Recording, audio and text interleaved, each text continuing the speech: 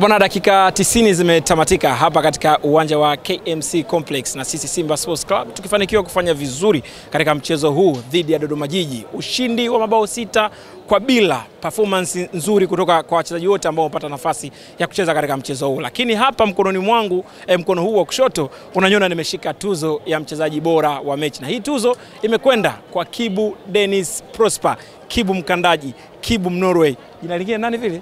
Kibu Bongomani. Jina lingine nani vile?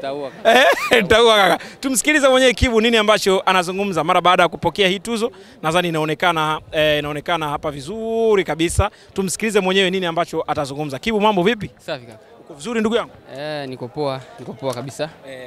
Mechi ilikuwaje Kibu? Kwanza niweze kumshukuru Mungu kwa kuweza kumaliza mechi kwa usalama.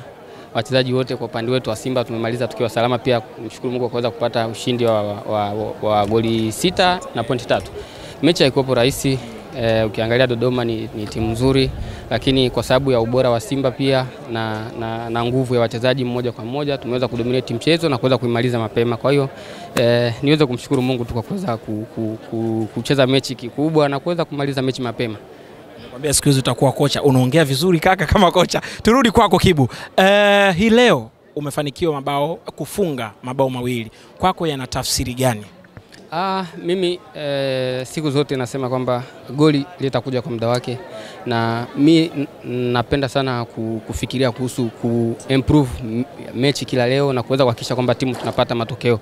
Kwa hiyo kuhusu goli naamini kwamba goli litakuja. Nikipata nafasi ya kucheza nitakosea, lakini nitafunga na siogopi kukosea hata siku moja, wala simsikilizi mtu kwamba Kibu anasema eti mimi niumie, amna. Siku zote na nahakikisha kwamba kila mechi naendelea kukeep performance yangu iwe juu zaidi. Goli litakuja kwa muda wake, na leo namshukuru Mungu nimeweza kuscore goli 2.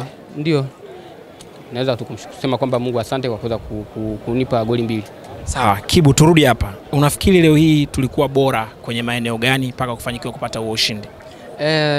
Kweli kwa mechi ya leo tulikuwa bora kwa sehemu zote, sio kwa mashabiki, sio kwa makocha, sio kwa sisi wachezaji ndani. Kwa dakika 90 kiukweli tulikuwa bora. Ukiangalia mechi haijaanza mashabiki walitupokea kwa shangwe, walitupokea kwa furaha, kutupa hamasa, na mimi pia nikasema kweli mechi ya leo lazima tushinde.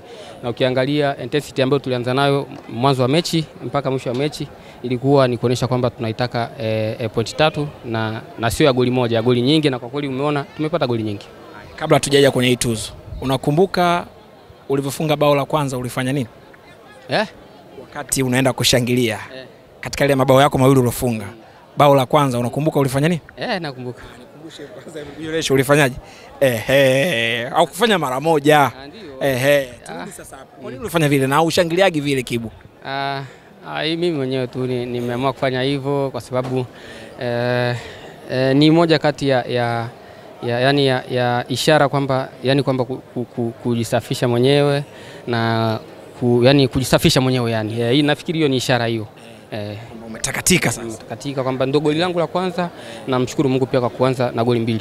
Kwa hiyo sio mbaya. Sawa. Bao la pili unakumbuka ulivyoshangilia? Hivyo pia. Kwa nini sasa wakati ushatakatika? Ndo hilo goli la pili pia nimemshukuru pia Mungu kwa kusema kwamba leo nimetakasika zaidi na zaidi. Tuzo bora mchezaji bora wa mechi na unaizungumziaje? Kikweli niweze kushukuru NBC Premier League kwa kuweza kunipa zawadi hii ya mchezaji bora. Kwa wachezaji sijui 20 na zaidi 24, lakini Mungu mkubwa niweza kuonekana kuwa mchezaji bora. Sio kwamba mimi ndo nilikuwa bora uwanjani, lakini namshukuru Mwenyezi Mungu pamoja na NBC Premier League kwa kuweza kunichagua kwa mchezaji bora wa mchezo leo. Asante sana. Haya.